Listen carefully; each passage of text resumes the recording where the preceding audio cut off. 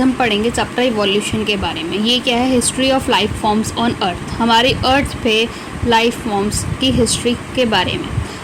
हमारी गैलेक्सी जो कि आकाश गैलेक्सी है, जिसको हम मिल्की वे गैलेक्सी भी कहते हैं। अब हम लाइफ का ओरिजिन देखें, ओरिजिन ऑफ लाइफ। जब हम स्टार्स को देखते हैं तो हम पीछे देखते हैं, मिलियंस ईयर्स बैक में और trillions of kilometres away. Killer distance जो कि मेजर्ड होता है लाइट ईयर्स में। जब हम स्टार्स को देखते हैं तो हम पास्ट में देखते हैं। इसका मतलब ओरिजिन ऑफ लाइफ जो कि एक कंसिडर किया जाता है एक यूनिक इवेंट यूनिवर्स की हिस्ट्री में। यूनिवर्स जो कि बहुत ही वास्ट है, जिसके रिस्पेक्ट में अर्थ बहुत ही छोटा है। यूनिवर्स जो कि 20 बिलियन साल पुराना है। इसमें क्या है, कई सारी huge galaxies of cluster of galaxies हैं जो कि स्टार्स, क्लाउड और डस्ट की हैं। बिग बैंग थ्योरी जिसने हमारा ओरिजिन ऑफ यूनिवर्स दिया, यूनिवर्स के ओरिजिन के बारे में बताया। इस थ्योरी के अकॉर्डिंग क्या हुआ था, एक बहुत ही बड़ा एक्सप्लोजन हुआ था जिसकी वजह से यूनिवर्स एक्सपैंड हुआ और टेम्परेचर नीचे गिरा, कम डाउन, जिसकी वजह से बहुत कुछ टाइम बाद हाइड्रोजन और हीलियम का फॉर्मेशन हुआ। ये गैसेस जो थी वो कंडेंस्ड हुई थी अंदर ग्रेविटेशन, जिसकी वजह से क्या फॉर्म हुआ, जो यूनिवर्स की प्रेजेंट डे गैलेक्सीज हैं वो फॉर्म हुई थी। अर्थ जो कि हमारा 4.5 बिलियन ईयर्स बैक बना हुआ आया था, ठीक है। अब no atmosphere on early earth में देखा जाए तो उस टाइम पे कोई एटमॉस्फेयर नहीं था। Water vapours, methane, carbon dioxide और अमोनिया रिलीज की थी फ्रॉम मोल्टन मास, जिन्होंने कवर किया था सरफेस को।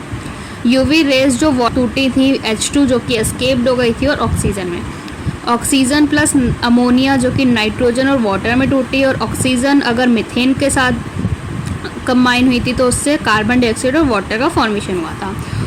Ozone layer was formed as it cooled, water vapour fell as rain. Ozone layer का फॉर्मेशन हुआ था और जैसे जैसे ये कूल हुई वैसे वैसे जो वाटर वेपर्स थे वो फैल मतलब गिरे एज रेन, और उन्होंने क्या बना दिया, ओशियंस फॉर्म कर दिया।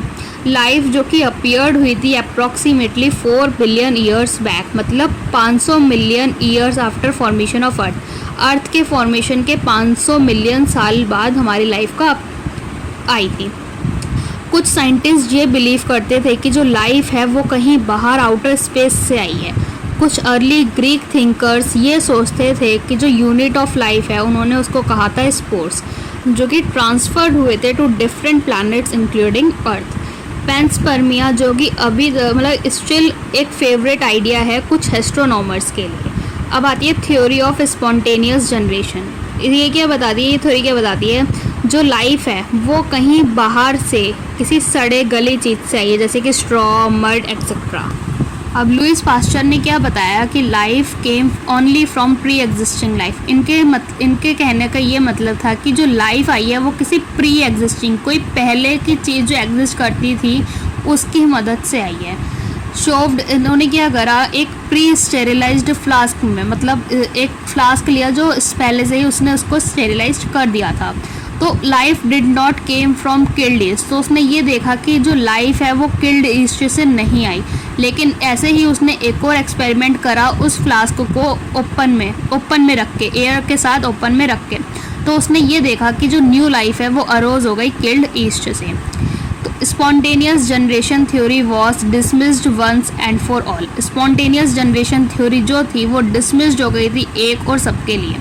Did not answer how first life came on earth, क्योंकि वो ये नहीं बता पाई थी कि जो पहली लाइफ है जो अर्थ पे आई है वो कैसे आई है। कुछ साइंटिस्ट थे, ओपेरियन रशिया का और हाल्डेन इंग्लैंड का। ओपेरियन एंड हाल्डेन ये क्या, इन्होंने क्या करा था, ये proposed first form of life came from pre existing non living organic molecule. इन्होंने ये बताया कि जो पहली फॉर्म ऑफ लाइफ है वो आई है एक नॉन लिविंग ऑर्गेनिक मॉलिक्यूल जो प्री एग्जिस्टिंग थी, जैसे कि RNA या प्रोटीन से। And formation of life precede by chemical evolution, और जो लाइफ का फॉर्मेशन हुआ है वो आगे फर्दर प्रिसीड किया है केमिकल इवोल्यूशन से, जिसकी कंडीशंस क्या थी, high temperature, volcanic storms, reducing atmosphere containing methane, ammonia etcetera.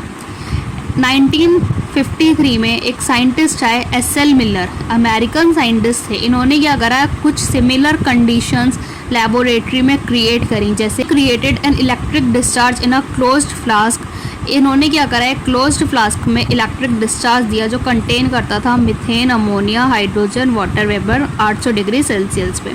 और उसने ये ऑब्जर्व करा कि जो फॉर्मेशन हो रहा है अमीनो एसिड्स का, ऐसे ही कुछ सिमिलर एक्सपेरिमेंट्स करे गए थे जिसमें ऑब्जर्व किया गया था formation of sugars, nitrogenous base, pigments and fats. ये सब दूसरे साइंटिस्टों ने देखा था, ऑब्जर्व किया था।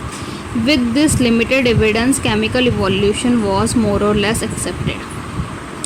इसी इतने कम एविडेंस या फिर प्रूफ के साथ जो केमिकल इवोल्यूशन है वो ज़्यादा या कम एक्सेप्टेड किया गया। हम यहाँ पे देखें, ये है मिलर का एक्सपेरिमेंट। उसने एक फ्लास्क में इलेक्ट्रोड्स इलेक्ट्रिक डिस्चार्ज दिया, जो गैसेस बन रही थी methane, ammonia, hydrogen, water vapour. ऐसे ही यहाँ पे इसने क्या करा, स्पार्क डिस्चार्ज करा, इलेक्ट्रोड्स लगाया, ठीक है। यहाँ से जहाँ से वाटर अंदर आ रहा था, यहाँ से वाटर बाहर आ रहा था। ये कंडेंसर है, यहाँ पे वाटर ड्रॉपलेट्स, और ये वाटर जो कंटेन करता है ऑर्गेनिक कंपाउंड कंटेन कर रहा था। यहाँ लिक्विड वाटर जो ट्रैप में है, ये बॉइलिंग वाटर है, ये वैक्यूम पंप। ये हो गया हमारा मिलर का एक्सपेरिमेंट।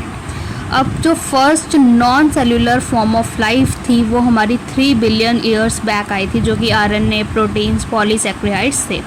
और जो first cellular form of life थी वो did not possibly originate till, वो तब तक नहीं आई थी, कब तक, 2000 मिलियन ईयर्स एगो तक।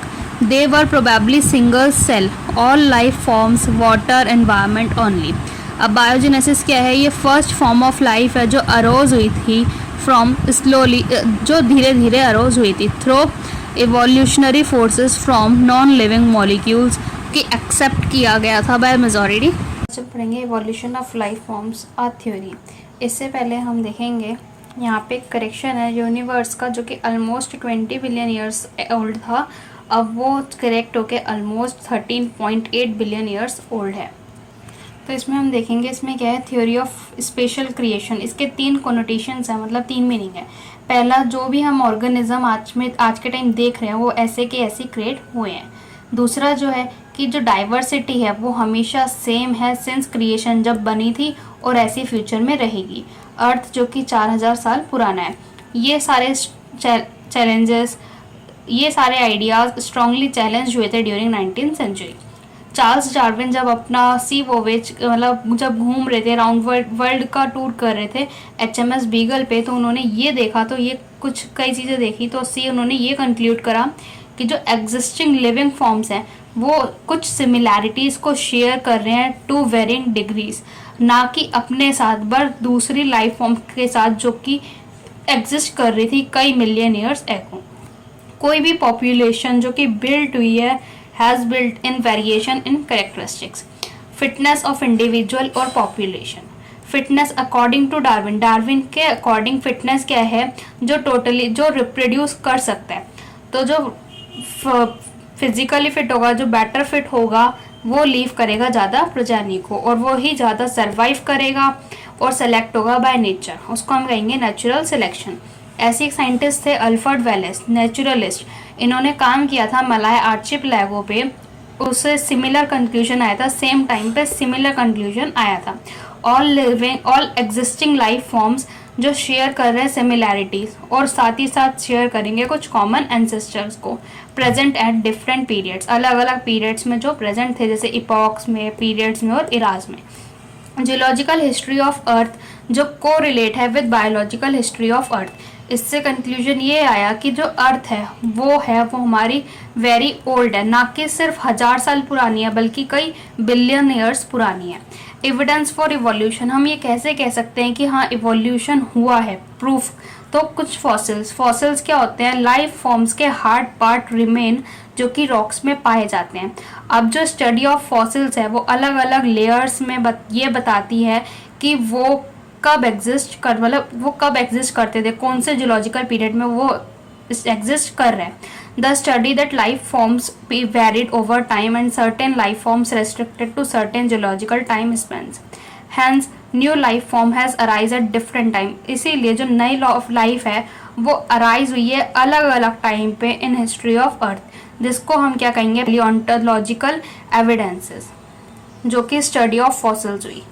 जैसे कि हम यहाँ पे देखें तो ये है स्टीगोसॉरस, ये है ब्रैंकियोसॉरस, आर्कियोप्टेरिक्स, क्रोकोडाइल्स, टेरेडोन, ट्राइकेसेप्टेरस, टायरेनोसॉरस, स्टेगोसॉरस, इसके यहाँ पे शरीर पे ऐसे बड़े बड़े से ट्रायंगल जैसे स्ट्रक्चर होते हैं। ट्राइसेराप्टोरस, ट्राई मतलब 3, इसके 3 सींग जैसे होते हैं।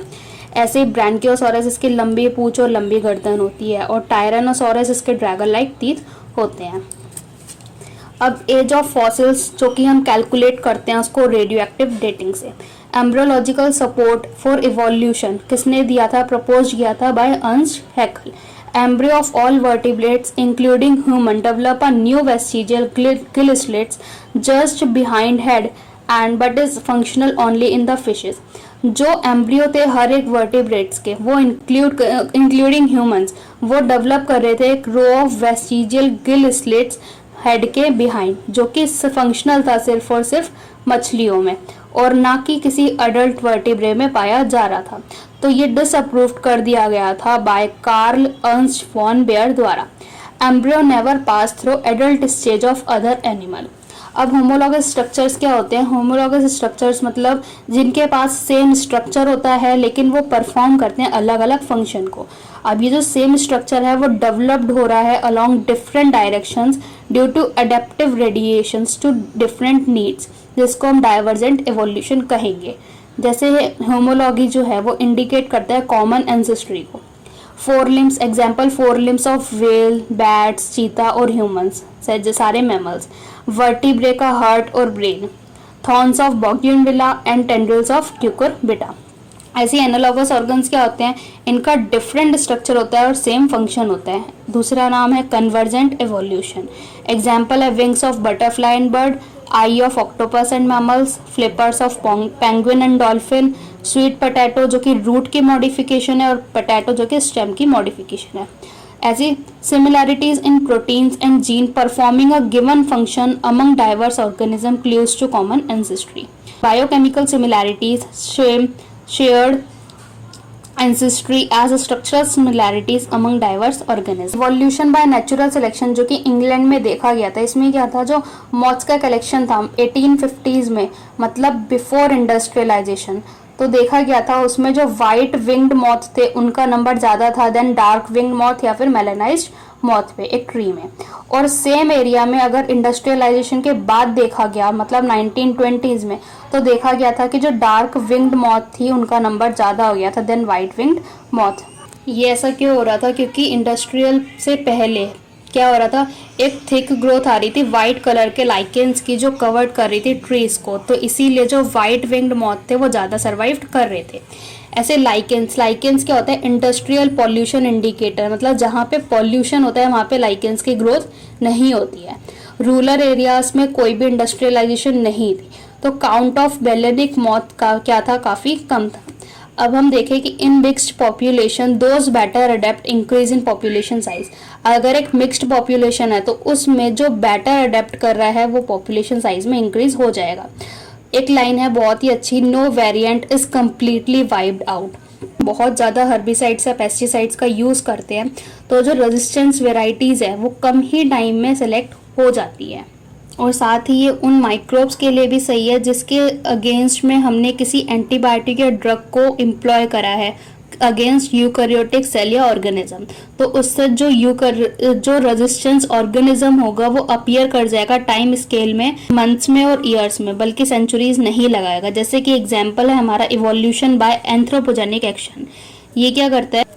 ये हमें ये बताता है इवोल्यूशन जो कि एक डायरेक्ट प्रोसेस नहीं है बल्कि एक स्टोकेस्टिक प्रोसेस है जो कि बेस्ड है चांस इवेंट इन नेचर पे और chance mutation in organism. What is adaptive radiation? Adaptive radiation क्या है? डार्विन जब गैलापागोस आइलैंड पे थे तब उन्होंने ऑब्जर्व किए थे क्रिएचर्स की कुछ अलग अलग वैरायटी को, जिनमें से कुछ छोटी स्मॉल ब्लैक बर्ड्स थी बाद में जिनको कहा गया था डार्विन्स फिंचेस। तो वो देख के अमेज हो गए थे, चौंक गए थे कि उसी सेम आइलैंड पे काफ़ी सारी वैरायटीज़ हैं जो कि उसी आइलैंड पे इवॉल्व हुई हैं, जिनमें से जो ओरिजिनल जो सीड ईटिंग वर्ड्स थी, क्रीचर्स थी, वो and many other forms with altered beak arose, और काफ़ी सारी ऐसी थी जिनकी बीक में अलग अलग चेंजेस थे। इसकी वजह से वो इंसेक्टिवोरस थी और कुछ वेजिटेरियन फिंचेस बन गई थी। process of evolution of different species in a given geographical area starting from the point and literally radiating to other areas of geography is called adaptive radiation. Adaptive radiation क्या है? Evolution का वो process अलग अलग species का एक given area में जो स्टार्ट हो रहा है एक पॉइंट से और रेडिएट हो रहा है अलग अलग हैबिटेट्स में, जिसको हम कहेंगे अडेप्टिव रेडिएशन। इसका एग्जांपल देखा जाए तो डार्विन फिंचेस इसका एग्जांपल है। दूसरा ऑस्ट्रेलियन मार्सुपियल्स जो कि डिफरेंट हैं from each other, evolved from ancestral stock all within the Australian island continent, जो कि एक सिमिलर एंसेस्टर से इवॉल्व हुए हैं लेकिन वो क्या हैं अपने अलग एक दूसरे से अलग अलग हैं, ऑस्ट्रेलियन मार्सुपियल्स। ऐसे ही हैं हमारे प्लासेंटल मार्सुपियल्स का रेडिएशन देखें ऑस्ट्रेलिया का तो हमारे पास है Tasmanian wolf, tiger cat, wombat anteater, marsupial rat, kangaroo, wombat, bandicoot, koala, marsupial mole और sugar glider. Adaptive radiation of marsupials Australia में अब देखा जाए तो more than one adaptive radiation अगर एक आइसोलेटेड जोग्राफिकल एरिया में आए जिनके डिफरेंट हैबिटेट्स हैं तो उसको हम कहेंगे convergent evolution. Placental mammals in Australia exhibit adaptive radiation. अब कुछ एग्जांपल्स देखा जाए तो प्लासेंटल मैमल्स हैं और ये ऑस्ट्रेलियन मार्सुपियल्स हैं। जैसे मोल है, मोल का ऑस्ट्रेलियन मार्सुपियल होगा मार्सुपियल मोल, एंटीटर का न्यूम्बेट एंटीटर, माउस का मार्सुपियल माउस, लेमर का स्पॉटेड कस्कस, फ्लाइंग स्क्विरल का फ्लाइंग फ्लेंजर, बॉब कैट का तास्मानियन टाइगर कैट, वॉल्फ का तास्मानियन वॉल्फ। याद करने के लिए एक ट्रिक है जो कि आप मेरे शॉर्ट्स में देख सकते हैं। अब आता है बायोलॉजिकल इवोल्यूशन। बायोलॉजिकल इवोल्यूशन क्या होता है? डार्विन की थ्योरी के अकॉर्डिंग नेचुरल, उसने क्या दिया था? Natural selection. Date of appearance of new form is linked to the lifetime और लाइफ स्पैन। कोई नई लाइफ फॉर्म आ रही है तो उसका रेट ऑफ अपीयरेंस किस चीज़ से लिंक्ड है? उसके लाइफ साइकिल या लाइफ स्पैन से जुड़ा हुआ है। जैसे कि माइक्रोब्स जो कि बहुत ही जल्दी डिवाइड कर जाते हैं, कुछ घंटों में ही वो मिलियंस में पहुंच जाते हैं। अब जैसे कि हमने एक ली बैक्टीरियल कॉलोनी ए और दूसरी ली बी, तो इसमें ए वाली कॉलोनी में क्या है? Build in terms of ability to utilise a feed component. ऐसे बी में ये क्या कर रहे हैं? सर्वाइव कर रहे हैं अंडर न्यू कंडीशन। यहाँ पे बी में क्या है? Change in medium composition. तो इसमें क्या है? In due course of time, मतलब टाइम के साथ साथ जो वेरिएंट पॉपुलेशन है वो आउटग्रोथ कर देती है दूसरे को और अपीयर कर जाती है एज अ न्यू स्पीसीज। ये कुछ दिनों में ही ऐसा हो जाता है। और ऐसे ही देखा गया फिश और फाउल में, जिसकी जो लाइफ स्पैन होती है वो काफ़ी सालों तक होती है, तो ये काफ़ी मिलियन ईयर्स तक लगा सकते हैं। तो इसीलिए जो फिटनेस बी की है वो बेटर है then A under new conditions. तो इसीलिए हम कहते हैं nature selects for fitness. Nature उसी को सेलेक्ट करेगी जो फिट होगा, फिटेस्ट होगा, जो कि बेस्ड होगा किस पे? कैरेक्टरिस्टिक्स जो कि इनहेरिट हो रही हैं, ट्रांसफ़र हो रही हैं। Adaptive ability is inherited. It has genetic basis. Fitness in the end result of the ability to adapt and get selected by nature. तो फिटनेस जो है वो एंड रिजल्ट है एबिलिटी का अडेप्ट के लिए, और वो जो फिटेस्ट होगा वो ही सिलेक्ट होगा by nature. Branching descents and natural selection. अब दो की कंसेप्ट्स हैं हमारी डार्विनियन थ्योरी ऑफ इवोल्यूशन के। बिफोर डार्विन लेमार्क कहे थे, जो कि फ्रेंच नेचुरलिस्ट हैं, उन्होंने ये कहा था कि जो इवोल्यूशन ऑफ लाइफ फॉर्म है वो डिराइव होता है by the use and disuse of organs. मतलब जो ऑर्गन्स यूज़ हो रहे हैं या यूज़ नहीं हो रहे हैं उनके ज़रिए हमारे लाइफ का इवोल्यूशन मतलब उनका हुआ है। जैसे कि उसने एग्जाम्पल दिया एक जिराफ का, जो कि एक बहुत ही बड़ा पेड़ है, तो उस पे जिराफ क्या कर रहे थे? वो बहुत बड़े बड़े पेड़ पे से वो घास मतलब उनकी पत्तियों को खाना चाह रहे थे। तो इसीलिए उन्होंने क्या शुरू कर दिया? अपनी गर्दन को उचकाना शुरू कर दिया और आगे के पैरों को उचकाना शुरू कर दिया। तो यही क्या होता गया? ये पास्ट करा acquired character of the elongated neck to surrounding generation. तो ये आगे फर्दर जनरेशन पे ये चीज़ एक्वायर कर दी गई, मतलब एक्वायर हो रही थी, जाती जा रही थी। तो इसीलिए क्या हुआ? स्लोली धीरे धीरे कई सालों तक वो क्या एक्वायर करने लग गए, मतलब उनकी लॉन्ग नेक आने लग गई। तो इस चीज़ को किसी ने भी बिलीव नहीं करा था। आगे इवोल्यूशन एक प्रोसेस है, ये रिजल्ट ऑफ प्रोसेस है। जब हम बात करें when we describe story of this world, जब हम इस वर्ल्ड की स्टोरी के बारे में बात करें तो हम इवोल्यूशन को एक प्रोसेस मानेंगे। लेकिन अगर हम पे स्टोरी ऑफ लाइफ के बारे में पढ़ें तो हम इवोल्यूशन को एक कॉन्सिक्वेंस ऑफ प्रोसेस लेंगे, जो कि नेचुरल सिलेक्शन है। ये अभी तक भी हमारा इतना क्लियर इसके बारे में नहीं बताया गया। अब जो वर्क था थॉमस माल्थस का पॉपुलेशन पे, डार्विन उससे इन्फ्लुएंस्ड हुआ था। नेचुरल सिलेक्शन जो कि बेस्ड था ट्रू ऑब्जर्वेशंस पे, फैक्चुअल ऑब्जर्वेशंस पे, जैसे कि एग्जांपल नेचुरल रिसोर्सेज अगर हमारे लिमिटेड हैं तो पॉपुलेशन क्या होगा, स्टेबल होगा साइज में, except for seasonal fluctuations, member of population vary, in fact no two individuals are alike, even though they look superficially similar, most variation inherited etcetera.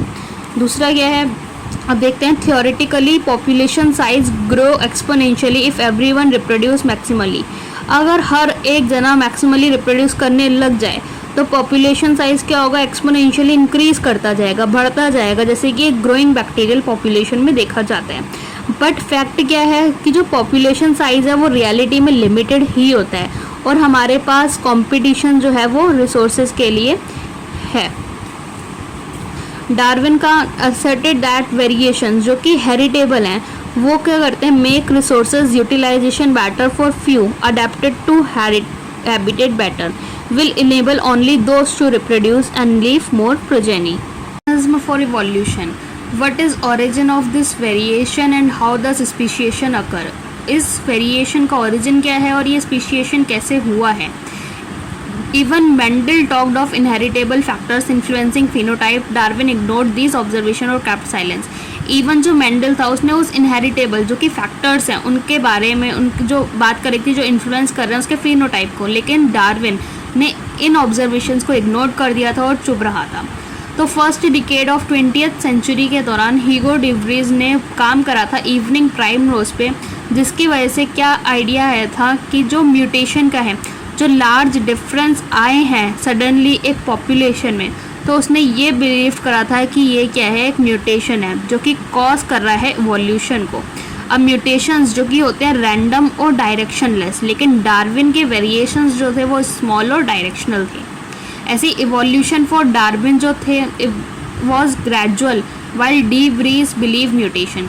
तो जो इवोल्यूशन था डार्विन के अकॉर्डिंग वो ग्रेजुअल था, लेकिन डी व्रीज के ये बिलीव करते थे कि वो म्यूटेशन था जो कॉज कर रहा था स्पीशिएशन को, जिसको हम साल्टेशन कहते हैं। Single step large mutation is called saltation. अब आता है हार्डी-विनबर्ग प्रिंसिपल।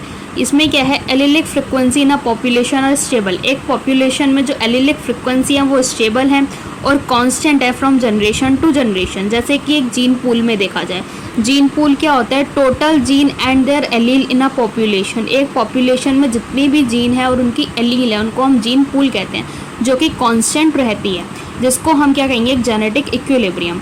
तो sum total of all allelic frequency क्या आएगा, मेरा 1 आएगा। अब जैसे मैंने दो डिप्लॉयड लिए P और Q, जो कि रिप्रेजेंट कर रहे हैं frequency of allele capital A और स्मॉल ए। तो frequency of capital A individual क्या आएगा, P²। ऐसे ही frequency of small A individual क्या आएगा, Q²। और कैपिटल ए स्मॉल ए आ जाएगा मेरा 2 ऑफ P एंड Q। तो P² plus Q² plus 2PQ is equals 1, मतलब P प्लस Q का होल स्क्वायर। तो when frequency differ from expected value, जब फ्रिक्वेंसी अपनी एक्सपेक्टेड वैल्यू से अलग आएगी तो difference indicated extent of evolutionary change, disturbance in genetic equilibrium और Hardy Weinberg equilibrium, that is change of frequency of allele in a population, जो कि result करता है किसमें, इवोल्यूशन में। अब कुछ 5 फैक्टर्स हैं जो अफेक्ट कर रहे हैं हार्डी-विनबर्ग इक्विलिब्रियम को, वो हैं जीन माइग्रेशन और gene flow, genetic drift, mutation, genetic combination and natural selection, जो कि PYQ भी है हमारा। There would be gene flow if gene migration happens multiple times. अगर कई बार जीन का माइग्रेशन हो जाएगा तो हमारा जीन फ्लो हो सकता है। If some changes occur by chance it is called genetic drift. अगर कोई चेंज अचानक से एकदम से हो जाए तो उसको हम कहेंगे जेनेटिक ड्रिफ्ट। कई बार क्या होता है, जो चेंज इन एलिलिक फ्रिक्वेंसी है वो काफ़ी अलग अलग आ जाती है एक पॉपुलेशन के नए सैंपल में, तो वो क्या हो जाती है, दे बिकम डिफरेंट स्पीसीज़, तो वो अलग अलग स्पीसीज़ बन जाती है। तो जो ओरिजिनल होती है ड्रिफ्टेड पॉपुलेशन वो क्या बन जाएगी, फाउंडर बन जाएगी, तो इसी इफेक्ट को हम फाउंडर इफेक्ट कहेंगे। नेचुरल सिलेक्शन क्या है, heritable variation enabling better survival are enabled to reproduce and leave greater number of progeny.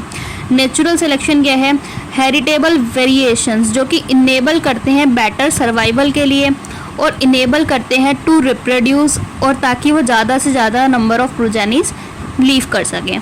Variation due to mutation और रिकॉम्बिनेशन ड्यूरिंग गैमेटोजेनेसिस और ड्यू टू जीन फ्लो और genetic drift results in changed frequency of allele and gene in a future generations. Mutation और recombination during gametogenesis, gametogenesis के दौरान, gamete बनने के दौरान जो म्यूटेशन होगा या रिकॉम्बिनेशन होगा उसकी वजह से जो वेरिएशन आएगा, या फिर ड्यू टू जीन फ्लो, या फिर जीन फ्लो की वजह से, या फिर ड्रिफ्ट, जेनेटिक ड्रिफ्ट की वजह से जो रिजल्ट होगा चेंज इन एलिलिक फ्रिक्वेंसी, और ऐसे फ्यूचर जनरेशन्स में भी। नेचुरल सिलेक्शन लीड करता है स्टेबलाइजेशन को, डायरेक्शनल को, डिसरप्शन को। स्टेबलाइजेशन इसमें क्या होगा, हायर और नैरो पीक आएगी, इसमें मोर इंडिविजुअल अक्वायर करेंगे मीन करेक्टर वैल्यू को, बीच वाली। डायरेक्शनल इसमें क्या होगा, जो मोर इंडिविजुअल होंगे वो अक्वायर करेंगे उस वैल्यू को other than mean character value, तो वो डायरेक्शनल हो जाएगी। और डिसरप्टिव का मतलब है more individual acquire peripheral values at both hands of descriptive curve evolution. इसमें देखें तो जो first cellular form of life थी वो अपीयर्ड हुई थी 2000 मिलियन ईयर्स एगो, या फिर 2 बिलियन ईयर्स एगो मैं कह सकती हूँ। और जो 500 मिलियन ईयर्स एगो था वो फर्स्ट इन्वर्टिब्रेट्स फॉर्म्ड हुए थे और एक्टिव हुए थे। 350 मिलियन ईयर्स एगो जॉलेस फिशेज इवॉल्व हुई थी। 320 मिलियन ईयर्स एगो सी बीड्स और फ्यू प्लांट्स एग्जिस्टेड हुए थे। फर्स्ट ऑर्गेनिजम्स जिन्होंने लैंड को इन्वेट किया था वो क्या थे, हमारे प्लांट्स थे।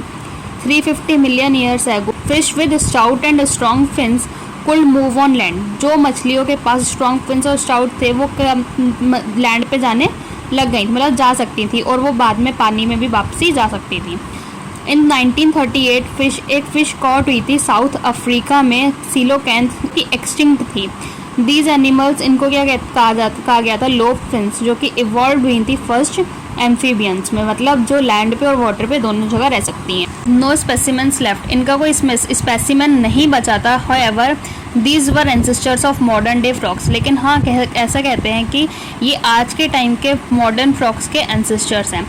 एंड सैलमेंडर्स, एम्फीबियंस जो कि इवॉल्व हो गए थे रेप्टाइल्स में। दे ले थिक शेल्ड एग, एक मोटी सी शेल्ड के एग को ले कर रहे थे। Do not dry up in sun, जो सन में, सूरज की रोशनी में सूखते नहीं थे। अनलाइक दोस ऑफ एम्फीबियंस, जैसा कि एम्फीबियंस में देखा जाता है। टर्टल्स, टर्टल्स और क्रोकोडाइल्स जो कि मॉडर्न डे डिसेंडेंट्स हैं। इन नेक्स्ट 200 मिलियन ईयर्स और सो, अब अगले 200 मिलियन या फिर आगे सालों में रेप्टाइल्स ऑफ डिफरेंट शेप और साइज जो थे उन्होंने अर्थ को डोमिनेट कर लिया था। जाइंट फर्न्स जो कि टेरिडोफाइट्स हैं वो प्रेजेंट थे, but all fell to form coal deposits slowly. Land reptiles जैसे कि dinosaur back into water to evolve into fish like reptiles, जो कि 2000 मिलियन ईयर्स एगो देखा गया था। एग्जाम्पल्स इक्थियोसॉरस, बिगेस्ट डायनासोर जिसको हम टायरेनोसोरस रेक्स कहते हैं, जो कि 20 फीट है हाइट में। इनके पास कुछ ह्यूज फियरसम्स ड्रैगन लाइक टीथ थे। 65 मिलियन ईयर्स एगो डायनासोर सडनली डिसअपियर हो गए थे अर्थ से। कुछ लोग उनमें से कहते थे कि कुछ क्लाइमेटिक चेंजेस ने उनको मार दिया है, कुछ कहते थे कि वो इवॉल्व हो गए हैं बर्ड्स में। Small size reptiles of that era, उस टाइम के जो छोटे साइज़ के रेप्टाइल्स थे वो आज भी एग्जिस्ट करते हैं। फर्स्ट मैमल्स जो थे वो श्रीव्स थे, small size fossils. When reptiles came down, mammals जो कि विविपेरस होते हैं took over this earth. South American mammals जैसे कि horse, hippopotamus, bear, rabbits etcetera. Continental drift की वजह से जब साउथ अमेरिका जॉइंट हुआ था नॉर्थ अमेरिका के साथ, तो ये जो एनिमल्स थे ओवर हिडन हो गए थे बाय नॉर्थ अमेरिका फौना। तो due to some continental drift, इस कुछ कॉन्टिनेंशियल ड्रिफ्ट की वजह से जो पाउच्ड मैमल्स थे ऑस्ट्रेलिया के वो survived because of lack of competition from any other mammals. तो वो सर्वाइव कर पा रहे थे क्योंकि जो उस कुछ कंपटीशन था उसकी थोड़ी बहुत कमी हो रही थी अदर मैमल्स के साथ। जैसा कि हम यहाँ पे देखें तो ये है एक evolutionary history of vertebrates through geological periods. ये है यहाँ पे एक चार्ट उसका। ऐसे ही यहाँ पे एक चार्ट है जो कि है evolution of plants forms through geological periods. अब अगर देखा जाए origin and evolution of man, 15 million years एगो ड्रायोपिथेकस जो कि एप लाइक थे और रामापिथेकस जो कि मैन लाइक थे वो एग्जिस्ट कर रहे थे। Hair evolved like gorillas chimpanzees, जिनके पास हेयर्स थे और वॉक्ड कर रहे थे लाइक गोरिल्लाज और चिंपैंजीज की तरह चल रहे थे। Few fossils of man like bone discovered in Ethiopia and Tanzania, कुछ मैन की तरह दिखने वाले फॉसिल्स डिस्कवर किए गए थे इथियोपिया और टेंजानिया में, जो रिवील्ड कर रहे थे होमोनिड फीचर को। About 3 to 4 million years ago, man like primates walked in East Africa, not taller than 4 feet, जो कि 4 फीट से ज़्यादा लंबे नहीं थे, जो वॉकड कर रहे थे अपराइट। से 2 million years ago, ऑस्ट्रेलोपिथेकस, जो कि ईस्ट अफ्रीकन ग्रासलैंड्स, ये क्या करते थे, हंट करते थे स्टोन वेपन्स के साथ और खाना खाते थे, फ्रूट्स खाते थे खाने में। First human like being hominid called Homo habilis, जिनकी brain capacity, cranial capacity 650 to 800 cc थी। ये क्या करते थे, they did not eat meat, ये मीट को नहीं खाते थे। फॉसिल्स डिस्कवर्ड हुए थे जावा में 1891 में, जो रिवील्ड कर रहे थे नेक्स्ट स्टेज को, जो कि थी होमो इरेक्टस, जो मीट खाते थे 1.5 मिलियन ईयर्स एगो, जिनकी क्रेनियल कैपेसिटी 900 सीसी थी। अब आते हैं निएंडरथल मैन, जिनकी क्रेनियल कैपेसिटी 1400 सीसी है। ईस्ट और सेंट्रल एशिया, ये कब एग्जिस्ट हुए थे, ये 1 लाख to 40,000 ईयर्स बैक देखे गए थे। ये क्या करते थे, अपनी बॉडी को प्रोटेक्ट करने के लिए हाइड करते थे, छुपाते थे और अपने मरे हुए को दफना देते थे। होमो सैपियंस, जो कि अफ्रीका में दिखे गए थे, मूव अक्रॉस कॉन्टिनेंट्स, अलग अलग कॉन्टिनेंट्स की तरफ मूव करने लग गए थे। आइस एज, जो कि 75,000 to 10,000 ईयर्स एगो देखी गई थी। मॉडर्न सैपियन अरोज जब हुए थे। प्री हिस्टोरिक केव आर्ट, जो कि 18,000 साल पहले देखी गई थी बाय प्री हिस्टोरिक ह्यूमंस, जो कि है Bhimbetka rock shelter in Raisen district of MP. अब एग्रीकल्चर, जो कि 10,000 साल पहले आया था और ह्यूमन सेटलमेंट स्टार्ट हो गई थी। अब प्लांट इवोल्यूशन और एनिमल इवोल्यूशन के देखते हैं। क्लोरोफाइटा से आए ब्रायोफाइटा, ट्रैकियोफाइटा, ट्रैकियोफाइटा से आए लाइकोपोड्स और रायनिया से आए सिलोफाइट्स, जो कि थे हमारे pteridophytes, ferns, ginkgo, conifers, gnetales, progymnosperms, further cycads और एंजियोस्पर्म्स। ऐसी फर्दर एंजियोस्पर्म्स के दो हैं, डाइकोट्स और मोनोकोट्स जो मोर एडवांस्ड होते हैं डाइकोट से। अब एनिमल का इवोल्यूशन अगर हम देखें तो एनिमेट्स मतलब ग्रुप ऑफ वर्टिब्रेट्स, उनसे है रेप्टाइल्स से साइनेप्सिड और सौरोप्सिड्स, साइनेप्सिड्स फर्दर प्लीकोसॉरस, थेरोप्सिड्स मैमल्स और फिर फर्दर श्रीव्स में, और जो सौरोप्सिड्स थे उनसे थेकोडोंटा है, जो कि क्या हैं, डायनासोर्स हैं, एव्स हैं और रेप्टाइल्स हैं। तो अगर इनकी ट्रिक चाहिए तो आप मेरे शॉर्ट्स में देख सकते हैं। Thank you.